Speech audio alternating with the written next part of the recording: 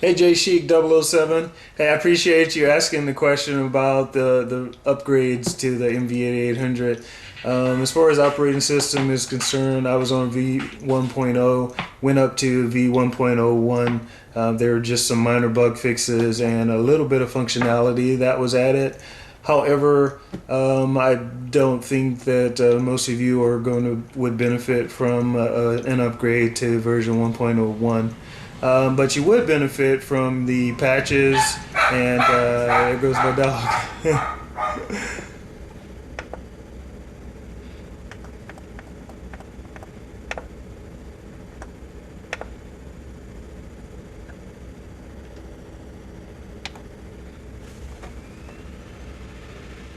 You can repeat that process for each of the patches.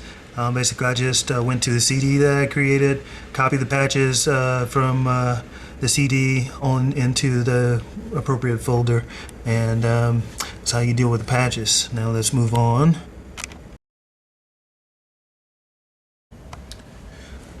Before you start doing an upgrade, you may want to save whatever projects that you've got using the regular save, but then also do a backup to CD so that you could recover later on if, let's say you load a set of audio phrases that overwrite some of your pad banks. You may not want that, and so it's a good idea to be able to back up a project and recover it from a CD.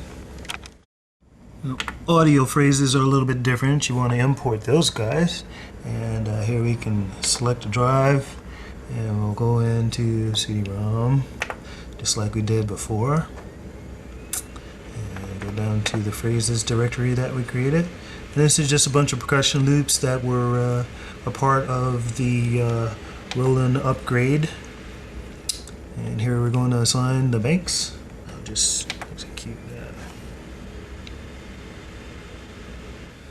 Now be sure to assign to a pad bank that you're not using, otherwise you'll overwrite some of your audio phrases. In this case, I didn't have any pad banks loaded, so this is basically how an import is done. Before we load the MFX analog basses that come with the upgrade, let's take a look at the library. And if you notice that over here in user library section number 1, you'll see that there's an isolator filter, and you'll see like 01 in front of it. That's kind of like the factory number that's assigned to each of these MFX items in the MFX library. And if you scroll through this, you'll find that the numbers go up to 44 before they start repeating. You notice that user entry number 45 starts over with 01 isolator and filter, just like we had in 001. So this is the place where you can safely add in additional, you can overwrite these guys. And that's what we're going to do right now. We're going to import, and I'm already on the CD here. I'm going into the MV8800 upgrade folder, and you'll note that there are 53 files when you go to the menu here and you choose mark all, and there it is, 53 files marked.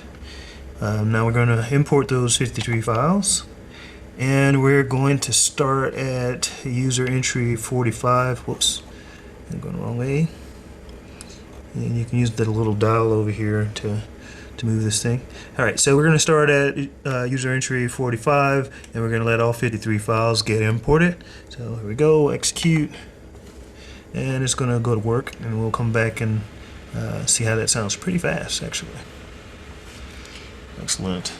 Alright, try them out. You can go to effects, and let's say I look at the library, and here I am at 45. Now you can see that it loaded in all of the basses from the upgrade.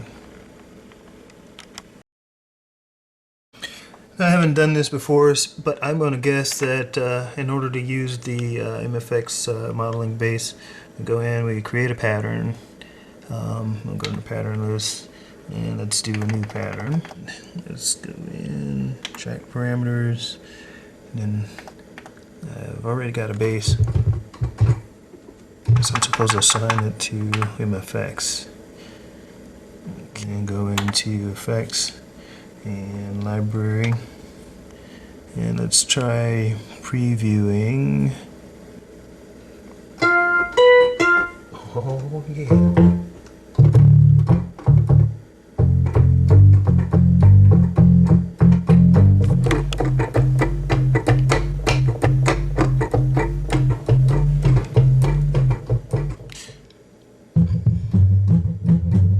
Okay, I like that one.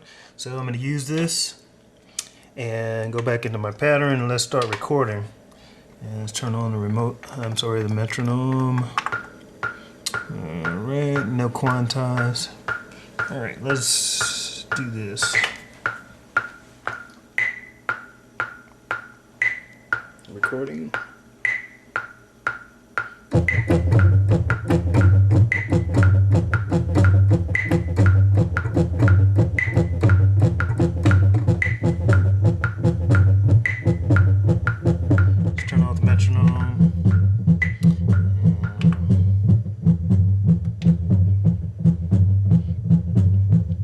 Alright, now let's add a couple of mini tracks.